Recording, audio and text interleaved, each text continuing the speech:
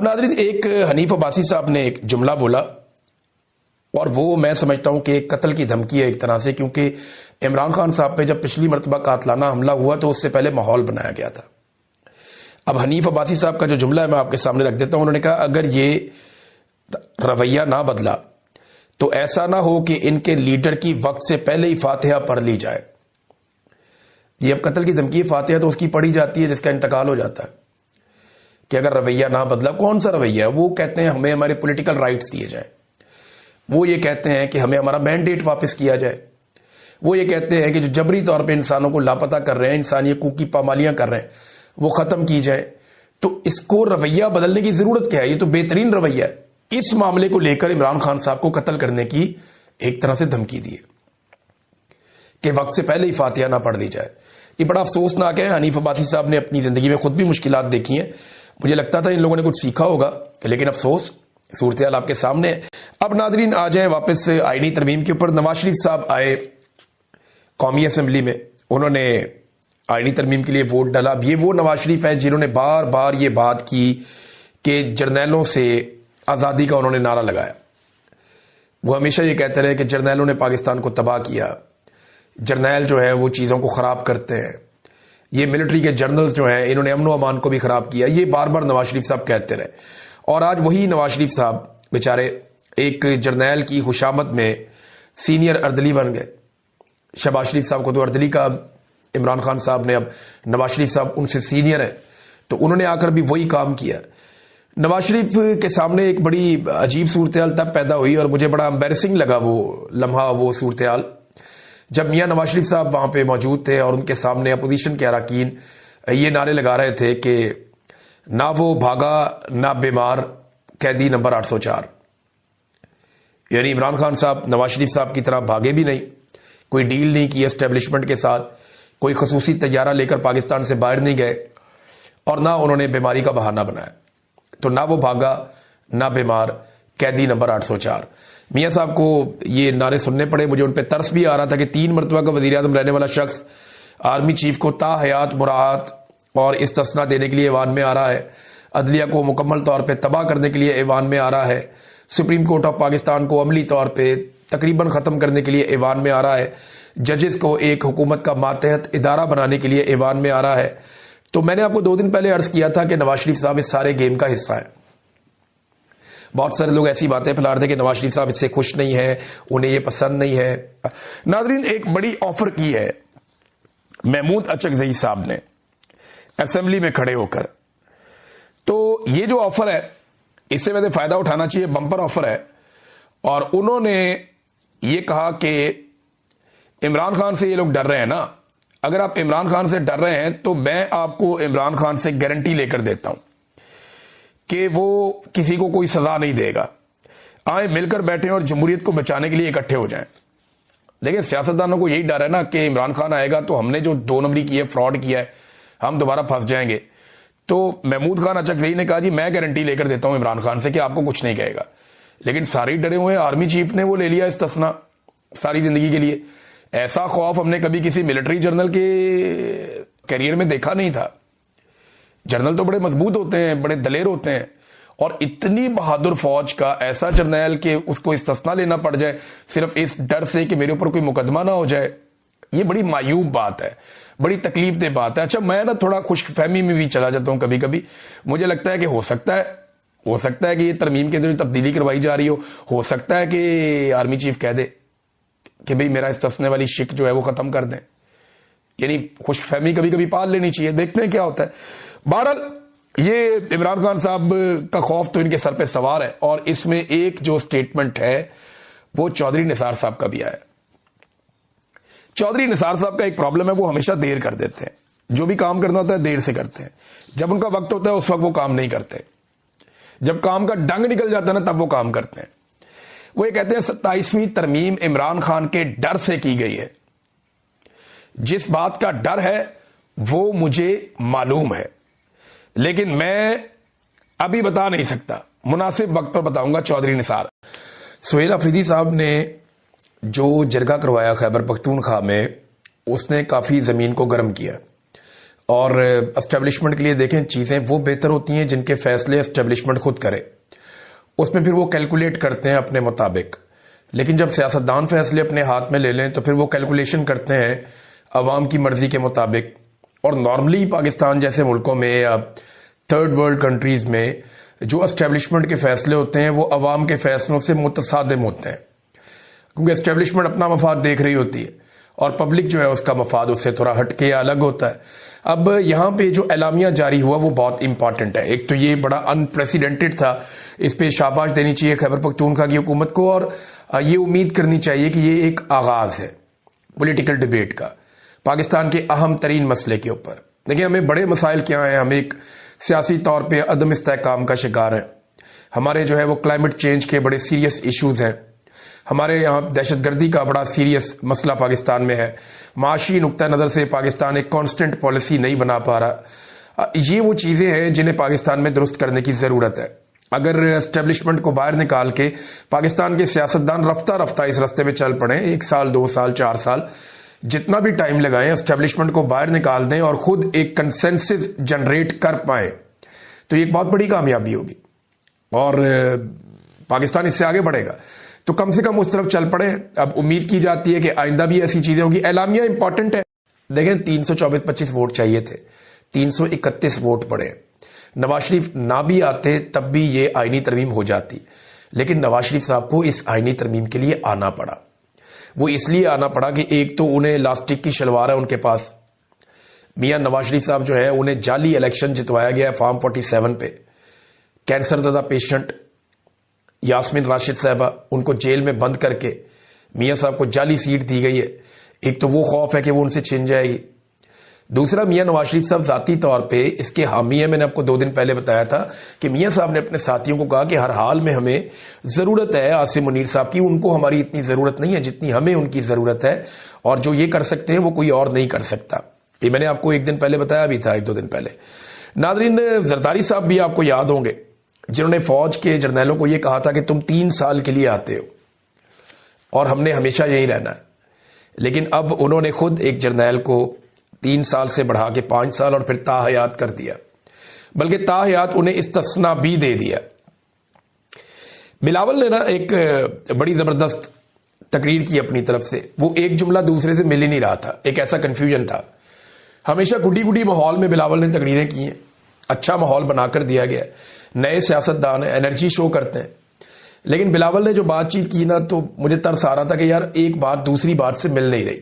وجہ یہ ہے جب آپ کے پاس بیانیہ نہ ہونا تو پھر آپ کچھ بھی نہیں کر سکتے. آپ جتنا مرضی چلا لیں، گلا پھاڑ لیں، آپ کے پاس بیانیہ نہیں ہے، آپ کچھ بھی نہیں کر سکتے. اب بلاول نے اس سارے معاملے کو جو ترمیم ہے، اسپیشلی جو 243 ہے آرمی چیف والی، فیلڈ مارشل والی، وہ انہوں نے جوڑ دیجئے. فیلڈ مارشل نے بھارت کو شکست دی اور ہم نے ان کے عہدے کو آئینی تحفظ دے دیا ہے. ایک SHO جسے اغوا کیا گیا تھا اسے قتل کر دیا گیا ہے. یہ ایک بہت افسوسناک واقعہ ہے جو پیش آیا خیبر پختونخوا میں. آپ ذرا غور کیجئے گا کہ اس وقت جیل میں بیٹھا ہوا قیدی نمبر 804 کیا کہہ رہا ہے. بات یہ ہے کہ جس آدمی کو توڑنے کے لیے پورا سسٹم ایکسپوز ہو گیا، جس کو توڑنے کے چکر میں پورے نظام نے اپنی بے عزتی کروا لی، وہ آدمی آج بھی کس طرح جیل میں بیٹھا ہے اور کس طرح کی بات کر رہا ہے. یہ سننے کے بعد جن لوگوں نے عمران خان کو سپورٹ کیا انہیں میرے خیال میں فخر ہوگا اس بات پہ، یار ہم نے ایسے آدمی کو سپورٹ کیا جو ڈرا نہیں کم سے کم.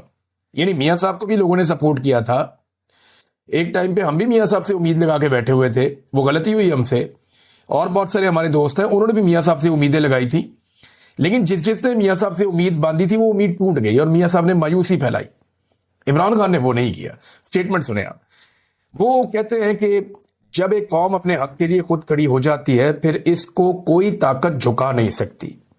میں جیل میں بھی آزاد ہوں مگر میری قوم باہر ایک ایسی قید میں ہے جہاں نہ آزاد عدلیہ ہے، نہ آزاد جمہوریت، نہ ہی آزاد میڈیا ہے. تمام پاکستانیوں کو اب اپنی حقیقی آزادی کے لیے باہر نکلنا ہوگا. 2 سال سے میں صرف پاکستانی قوم کی خاطر جیل میں قید ہوں تاکہ آپ کو کوئی غلام نہ بنا سکے. اب وقت آ چکا ہے کہ آپ خود اپنی آزادی کے لیے کھڑے ہوں اور اس جابر نظام کو شکست دیں. ملک کی خاطر میں نے بارہا مذاکرات کی بات کی مگر اب مذاکرات کا وقت گزر چکا ہے. آئینی ترمیم کے بعد اس ملک میں آئین اور قانون اور انصاف کو دفن کر دیا گیا ہے. ہمیں عدالتوں سے انصاف کی جو امید تھی وہ مکمل طور پر ختم ہو چکی ہے. اس لیے اب پاکستانی قوم کو ملک گیر احتجاجی تحریک کے علاوہ کوئی اور طریقہ لاقانونیت کی اس دلدل سے باہر نہیں نکال سکتا. جو بات میں آپ کو چند دنوں سے کہہ رہا ہوں کہ پاکستان تحریک انصاف اگر اسی اسٹریٹجی پہ گئی جو مجھے اطلاعات ہیں کہ یہ پورا ملک بند کر دیں گے, لوگ راشن اکٹھا کریں گے, باہر نکلیں گے, اپنے اپنے علاقوں میں پرامن طریقے سے بیٹھ جائیں گے اور ہر چیز بند کر دیں گے, یہ نظام ان کے سامنے گھٹنے ٹیکنے پر مجبور ہو جائے گا.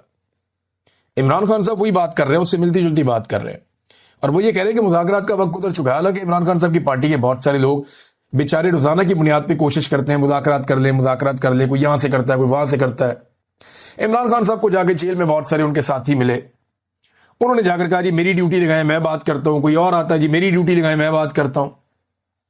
کر نہیں پایا کوئی, اور مذاکرات کامیاب ہو بھی نہیں رہے, بلکہ مذاکرات ہوں گے تو کامیاب ہوں گے. حکومت کے ساتھ جب بات کرتے ہیں تو حکومت کے اختیار میں ہی کچھ نہیں ہے, وہ تو جیل کے اندر ایک ملاقات بھی نہیں کروا سکتے, بیچارے اتنے مجبور ہیں. تو عمران خان صاحب نے کہا کہ احتجاجی تحریک کے علاوہ کوئی اور طریقہ لاقانونیت کی اس دلدل سے باہر نہیں نکال سکتا پاکستانی قوم کو. ملک گیر تحریک کا مکمل لائحہ عمل اسی ہفتے پیش کیا جائے گا. اسی روز ہماری ملک گیر احتجاجی تحریک کا نقطہ عروج ہوگا. اب کسی سے کسی بھی قسم کے مذاکرات نہیں ہوں گے, صرف اور صرف سڑکوں پر احتجاج ہوگا تاکہ قوم زبردستی کے مسلط کردہ کٹ پتلی حکمرانوں سے نجات حاصل کرے. دو ٹوک پیغام دے رہا ہوں کہ تحریک انصاف کا جو عہدیدار اس تحریک کا وزن نہیں اٹھا سکتا وہ ابھی سے الگ ہو جائے. جن لوگوں نے ان کے آگے گھٹنے ٹیکے ہوئے ہیں وہ یاد رکھے کچھ عرصے بعد یہی لوگ انہیں کرش کر دیں گے اور عوام بھی انہیں کبھی معاف نہیں کرے گی. میں ایک ایسی قید کاٹ رہا ہوں جہاں روزانہ 22 گھنٹے مجھے 6x8 کے سیل میں بند رکھا جاتا ہے. پولیس اہلکار تک مجھ سے بات نہیں کر سکتے, میرے وکلا اور ساتھی مجھ سے نہیں مل پاتے, میرے اہل خانہ کو ایک ہفتے بعد چند منٹ کے لیے ملنے دیا جاتا ہے اور اکثر انہیں بھی روک دیا جاتا ہے. 10 ماہ سے میرے ذاتی ڈاکٹر سے میرا معائنہ نہیں کروایا گیا. پچھلے ایک ہفتے سے تو میرا اخبار اور ٹی وی بھی بند ہے. جو کتابیں مجھے خاندان کی طرف سے بھجوائی جاتی ہیں وہ تک مجھے مہیا نہیں کی جاتی اور سپرنٹینڈنٹ کے کمرے میں پڑی رہتی ہیں. میری اہلیہ کو بھی بدترین حالات میں قید تنہائی میں رکھا ہوا ہے. اس سب کے پیچھے اسٹیبلشمنٹ اور اس کے بغل بچوں کا ہاتھ ہے. یہ سب کچھ مجھے توڑنے کے لیے کیا جاتا ہے, لیکن میں آخری سانس تک ظلم کے خلاف کھڑا رہوں گا. ہم نے قبائلی علاقوں کو کئی دہائیوں بعد ان کے آئینی اور قانونی حقوق دلائے اور علاقے کی تعمیر و نو اور ترقی کے لیے بھرپور وسائل مہیا کیے. موجودہ رجیم نے پہلے تو 3 سال تک ان علاقوں کے جائز فنڈز روکے اور اب ان کے آئینی حقوق واپس لینے کی کوشش کی جا رہی ہے, جو کہ انتہائی قابل مذمت ہے. یہ وہی بات ہے جو میں آپ کو بتا رہا تھا کہ قبائلی علاقوں سے جو ہے ان کا حق واپس چھینا جا رہا ہے. انہیں خیبر پختونخوا میں شامل کیا گیا, ان کا بجٹ انہیں نہیں دیا گیا, آج ان سے ان کا حق واپس چھینا جا رہا ہے. ہمارے پارلیمنٹیرینز اور نمائندوں نے ان اقدامات کا بائیکاٹ کر کے اچھا فیصلہ کیا. ہمارے پنجاب کے ایم پی ایس کو جعلی حکومت کے بجٹ کے دوران احتجاج کرنے پر معطل کرنے کے پیچھے یہی وجہ ہے کہ مریم نواز کے خلاف احتجاج ان کو بہت ناگوار گزرا ہے. حالانکہ ہمیشہ بجٹ کے دوران احتجاج ہوتا آیا ہے. سابق وزیر اعظم عمران خان کا اڈیالہ جیل سے پیغام, اور جو بات عمران خان صاحب نے کہی ہے اسی میں ساری بات کا جواب ہے. 2 سال سے میں صرف پاکستانی قوم کی خاطر جیل میں قید ہوں تاکہ آپ کو کوئی غلام نہ بنا سکے. دیکھیں عمران خان کہہ رہا ہے میں اپنی قوم کی وجہ سے جیل میں قید ہوں, اپنے بچوں کے لیے قید نہیں ہے جیل میں. بچے تو اس کے برطانیہ میں رہتے ہیں, وہ تو بہترین زندگی گزار رہے ہیں. ان کی جو فیملی ہے, جو ان کی والدہ ہے, ان کے پاس پیسے بھی ہیں. یہ بچے بھی برطانیہ میں خوشحال ہیں. پاکستان کے اندر تو کچھ تکالیف ہیں تو وہاں پہ تو تکالیف بھی نہیں ہے برطانیہ میں. تو عمران خان اپنے بچوں کے لیے تو نہیں لڑ رہا, پاکستان کے بچوں کے لیے لڑ رہا ہے, پاکستان کی نسلوں کے لیے لڑ رہا ہے اور مشکل ترین جیل کاٹ رہا ہے. تو عمران خان کی لڑائی اگر پاکستانیوں کے لیے ہے تو پاکستانیوں کا زیادہ حق بنتا ہے کہ وہ نکل کے احتجاج کریں اور لڑائی کریں. لیکن کیونکہ وہ عمران خان کے بیٹے ہیں تو وہ بیٹے ہونے کے ناطے ان کا بھی حق بنتا ہے, تو وہ اب اپنا ایک فرض وہ سمجھ رہے ہیں کہ جناب ہم بیٹے ہیں تو ہمیں کھڑے ہونا چاہیے. لیکن پاکستانیوں کا کھڑا ہونا زیادہ ضروری ہے. اس سے جو لوگ امید باندھ رہے ہیں انہیں چاہیے وہ خود کھڑے ہوتے. نمبر 2, جب نواز شریف وزیر اعظم ہوتا ہے تو اس کے بچے بیٹھ کے انٹرویوز کرتے ہیں سرکاری افسران کے کہ ہمارے لیے کام کرو گے یا حکومت کے لیے کام کرو گے, سرکار کے لیے کام کرو گے, ریاست کے لیے کام کرو گے. اپنی وفاداریوں کی بنیاد کے اوپر بندے بھرتی کیے جاتے ہیں. اس وقت مروثیت کا کسی کو کوئی یاد نہیں ہوتا. نواز شریف نے اپنی بیٹی کو وزیر اعلیٰ بنایا, اپنے بھائی کو وزیر اعظم بنایا, مروثیت نہیں آئی یہاں پہ. زرداری نے اپنے بیٹے اور بیٹی دونوں کو بنایا, وہاں موروثیت نہیں آئی. عمران خان جیل میں قید ہے, جب وہ وزیر اعظم تھا اس نے اپنے بیٹوں کو ایک ٹکے کا فائدہ نہیں دیا, اور آج جب وہ جیل میں قید ہے اس کے بیٹے اس کی رہائی کے لیے کوشش کریں تو یہ موروثیت ہو گئی. پھٹے منہ, میں کیا کہوں اب یار, عجیب و غریب ہی سوچ ہے. بغض پتہ نہیں لوگوں کو کہاں لے کر چلا جاتا ہے. تو یہ حکومت جو کچھ بھی کر رہی ہے وہ زیادتی کر رہی ہے, عدلیہ کو کنٹرول کر دیا گیا ہے, اداروں کو کنٹرول کر دیا گیا ہے, عمران خان کے ساتھ زیادتی ہو رہی ہے. ان باتوں پہ سب کا کنسنسس ہے, اور یہ سارے لوگ جو ہیں یہ چوری پکڑتے ہیں اس حکومت کی. جو کورٹ میں وہ ججز اور عدلیہ کو وہاں سے پکڑتے ہیں, جو لوگ پالیٹکس کو جانتے ہیں وہ ان کے پولیٹیکل ڈسونیسٹی جو ہے اس کو پکڑتے ہیں, جو لوگ اکانومی کو جانتے ہیں وہ وہاں سے پکڑتے ہیں.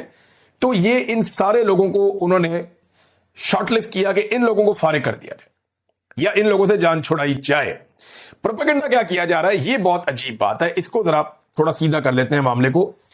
پروپیگنڈا یہ کیا جا رہا ہے کہ یہ 27 لوگ وہ ہیں جنہوں نے پاکستان اور انڈیا کی لڑائی کے بیچ میں, یہ پروپیگنڈا کیا جا رہا ہے کہ انڈیا اور پاکستان کی لڑائی کے بیچ میں کہیں یہ کھڑے